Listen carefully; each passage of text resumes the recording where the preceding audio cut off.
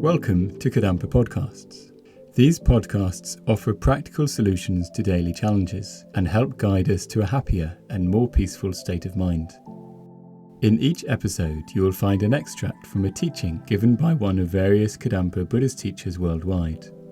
All these teachings are inspired by the profound wisdom of Venerable Geshe Khalsang Gyatso Rinpoche, a Buddhist master for our time.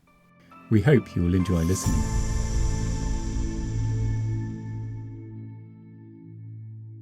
Delusions always distort reality. I like to think they're like, those, maybe they don't have them any longer, but when I was a kid, you used to be able to go to amusement arcades or fun fairs, and you go into this place called the Hall of Mirrors. You know the Hall of Mirrors? So you walk in, and there are these very distorted mirrors. You go in, and your head is about 300 feet high, and your body's a little shrunken thing. And, everything's distorted, isn't it? This is what the delusions do to us all the time. Jealousy, pride, attachment, uncontrolled desire, ignorance, anger. All of these are delusions. There's many, many, many of them. We've got principal ones, root ones, and we've got secondary ones, many of them. These are delusions, but the principal one is this one called self-grasping. Self-grasping. This is the root. This is the main one from which everything develops. All the bad stuff comes from self-grasping. So don't be sort of misled by the name self-grasping. It's a little bit technical. So we need to build up our own correct understanding of what self-grasping is, because it is the enemy. I think Geshe says next. Self-grasping is called an origin because it is the source of all of our suffering and problems, and is also known as the inner demon. Just like a phrase, it's the inner demon. It's inner, it's a demon, it's inner demons in here. Delusions are wrong awarenesses. In other words, they're mistaken minds. An awareness is just a mind, it's wrong, it's mistaken. Delusions are all mistaken awarenesses, and whose only function is to destroy our mental peace, the source of our happiness. So when you're angry, you're not happy, you're not peaceful. When you're jealous, you're not peaceful. Which is like most of the time, and we're so familiar with not being peaceful that we just think it's normal. And it is normal for most people to be unpeaceful, to be disturbed. But all of that disturbance is coming from these delusions, which perturb, they disturb our mind. And of course, in our ignorance, whenever our mind is disturbed seriously, we can cope with like humdrum day-to-day disturbance. It's just the way things are, to be mentally disturbed the whole time. Yeah, everybody's like that. But when somebody really disturbs us, we say, "You have really disturbed me." Temper. Don't we? We point the finger and we blame that person. Completely wrong. Completely and utterly wrong. Yes, maybe Temper did. And Temper would never do this, but maybe he would insult me or, trip me up or something like that. Play a game on me, play a trick on me. I don't know what he would do, but, people say things, do things that we don't find pleasant, we don't like. Or they actually do insult us, or they do hit us, or whatever they do. But our problem isn't the fact that they've done that, or said that. Our problem is our reaction. It's our response. And of course, we say, but it's natural to respond in that way. And I agree, it is natural. But what is natural isn't always good for us. I'm sorry to say, for you eco-warriors out there, if it's natural, it doesn't necessarily mean it's a good thing. It's natural to get angry. Yes, I agree, it's natural to get angry. But what we need is for it to be natural, to be patient, to be loving, to be kind, to be peaceful. We need that. We all need to be peaceful. So the delusions, in Spanish, any Spanish speakers here, Portuguese speakers, anyway, in Spanish, the word for delusion is engaño. Engaño means deceiver. It literally translates in Spanish as deceiver, the word delusion. Anger is a deceiver. It's tricking you into thinking that they're the problem, when in fact the problem's in here. All of our problems are in our mind, all of them. It doesn't mean to say we're to blame for it, like you should be beating yourself up for having so many delusions. It doesn't mean that. It means that the source of our difficulties is within us, which gives us great power if we believe it, if we fall in line with the truth and actually understand that. It gives us incredible power over our life, doesn't it? If you think about it, if it were true, for example, if it were true that Temper was from his own side an inherently evil person, and his whole job here was just to irritate me, there would be nothing I could do about that. However hard I tried to change him, because he's existing from his own side as inherently, it's just evil. You're just evil. It's just, we say that, oh, you're just evil. If he was really like that, I could never do anything to change him. Never. Doesn't matter how wonderful my mind was, how loving, how kind. Temper, you're wonderful. He'd still come back with evil, wouldn't he? Evil, evil, evil. That's not true. No one's ever like that. All that is projected from our own minds comes out of our own mind onto them. When we're angry, we project bad, evil, horrible. All the problems we have in our daily life come from this. We project all of our unpleasantness onto others. Get a bad feeling, project. Bad feeling, project. All of us are doing it all day long. Any problem we get, external problem, we immediately mix it with our internal problem. We get the car breaks down, bad feeling. John Cleese, hitting the car. All seen the video. So this is really Buddha's message, is look, stop trying to change the world around you to make yourself happy, because that will never work. Instead, change your mind. And then the world becomes an easy place to live in. It's comfortable. Everybody's giving you an opportunity to be happy. Even the difficult people, even the difficult conditions and circumstances that we live with. We've got health problems, we've got more financial problems, relationships problems. If we learn Dharma correctly, all of these situations are things that we can transform through changing our mind. We transform the situation by transforming the way that we're looking at it. I was listening to someone earlier on, they said this phrase, perception is reality. Literally that's not true, is it? Perception is reality. But in reality, it is true. Yeah? Perception is reality, as we maybe know anyway. But anyway, so I'm going too deep. Let's look at these origins again. They're wrong awarenesses. So delusions, such as self-grasping, abide at our heart continually, and they harm us day and night without rest by destroying our peace of mind. This is the thing to understand. You can have, and we do have, here at Tara Centre, we have fantastic conditions. We're living in the countryside, big house, lots of loving, kind friends to share our lives with, all the residents here.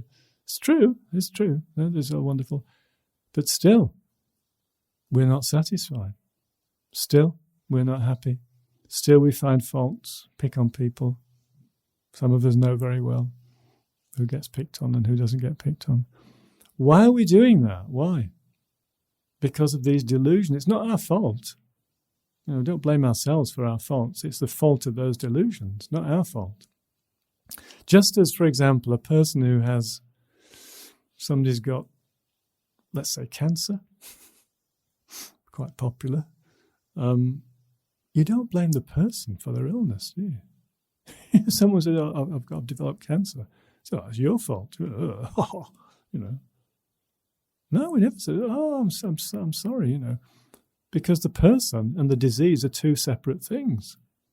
The person's a person, a human being, sentient being. The disease is something else. It's the same with our delusions of anger, jealousy, pride. We're a person, but we've got these inner diseases, these inner demons. Yeah? And they're always there, disturbing us, causing us problems, making us feel sick, literally sometimes, making us feel sick. We sometimes say, I feel sick, isn't it? We feel physically sick. It's all coming from inside, from our mind, doing these things. So they abide at our heart, destroying our peace of mind. In samsara, the cycle of impure life, so samsara is just this cycle of life after life of impurity. The impurity is these delusions. That's where the impurity comes from. Okay? Beginningless impurities. So our job is to get rid of the impurities and leave our mind clean, pure, once and for all. So then we become a liberated or enlightened being at that stage. So in samsara, which is where we are, this cycle of impure life, no one has the opportunity to experience real happiness. Real happiness.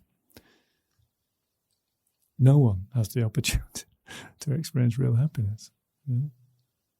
Real happiness comes from wisdom. Real happiness comes from a peaceful mind. We don't have peaceful minds much. We don't have much wisdom. So we don't have much opportunity to experience real happiness. We're constantly, these things are getting us by the throat all the time. They're making us restless. They're making us discontented. They're making us unhappy and unsatisfied. Constantly projecting onto others, blaming, We need to do this, we need to do that. All we need to do is fix our mind. Anyway, no one has the opportunity to experience real happiness. Why?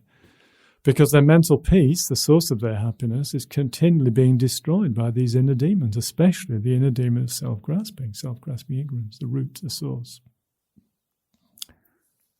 So that's like a sort of an introduction to the main, focusing on the main enemy, self-grasping.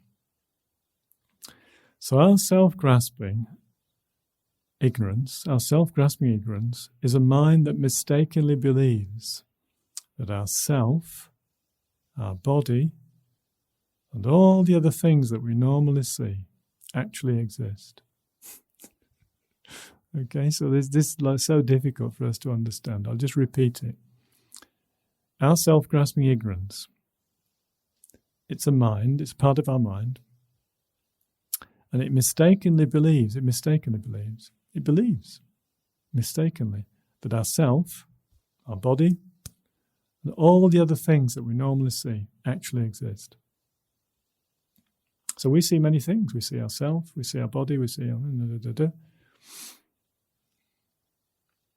and the way we see them is mistaken. The way we see them.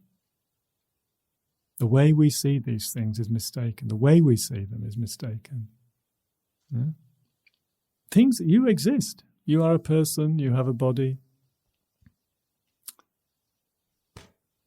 Curtains exist, these very vibrant red curtains. Walls exist, lights, but not the ones that we see. Not the ones that we see.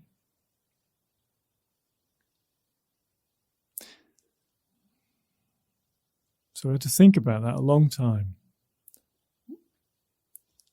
If we understand that, we can begin to identify our ignorance. If we understand what it is, the difference between things and the things we normally see. Things exist. People exist, you exist, I exist, your car exists. I hope it's still out there, no one's robbed you. Things exist. Things exist. But the things we normally see do not exist. There's a distinction. And that's where people just get confused unless they think clearly about this. So because of this ignorance, we develop uncontrolled desire for the things that we like and anger at the things we do not like. Yeah. If we didn't have that ignorance, we wouldn't do that. We then perform various kinds of non-virtuous action, they're called negative actions, and as a result of these actions, we experience various kinds of suffering and problems in this life and in life after life. So we say karma, bad karma. Like you develop an uncontrolled desire for somebody else's possession. It's so strong, that desire, that you steal it. It's mine now. And therefore you create negative karma for yourself, which means in the future when that karma ripens, you're going to experience poverty. People are going to steal from you. We already did this some weeks ago, karma. All the things that are wrong in our life, in this life, we created the causes for those in previous lives by engaging in actions that cause these problems. Like, if our relationships aren't working out very well now, this is because we interfered with other people's relationships in the past. If we find it difficult to find a partner we can trust, somebody we can stay married to forever, it's because in the past we interfered with other people's sexual relationships. We engaged in sexual misconduct, for example. If we're poor, we stole. If we're sick a lot, then because we poisoned people, we beat people, we harmed people physically in many ways. So every problem that we have, if you look at it karmically, it's the ripening of a negative action that we did in the past. All these experiences, all these bad situations. And there's no point trying to understand where they came from. Only Buddha can do that for us. It's only Buddha's got the omniscient mind that can see the subtle relationships between causes and effects, life after life. We can't do that. We can understand karma.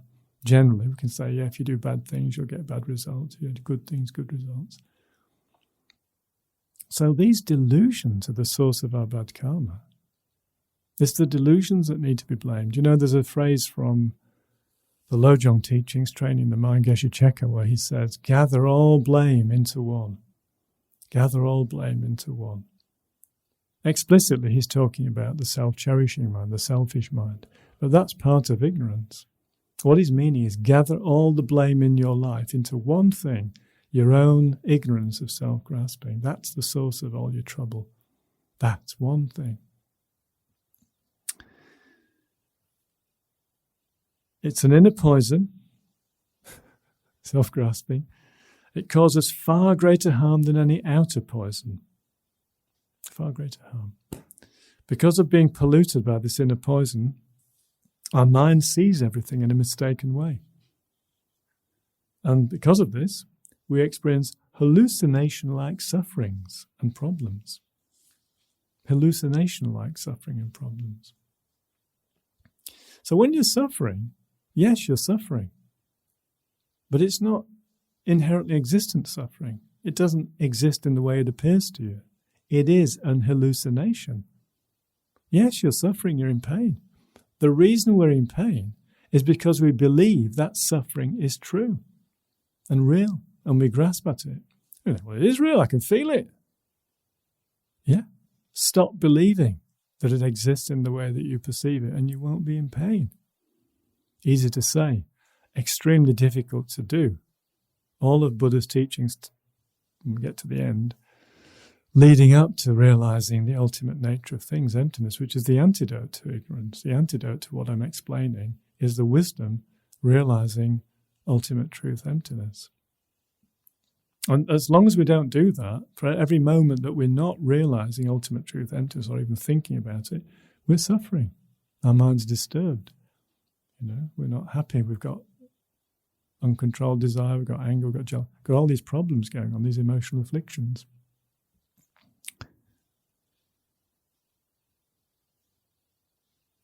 In reality, that's right, our self, our body, and all the other things we normally see do not exist. I just said, the things exist, you exist, your body exists, and so forth, but the things we normally see, our body we normally see, the self we normally see, they don't exist. Kenra, for example, that's my name, Gemma Kenra. Who's that? Yeah, over here. Really? You think I'm here, do you? think Kenra's here?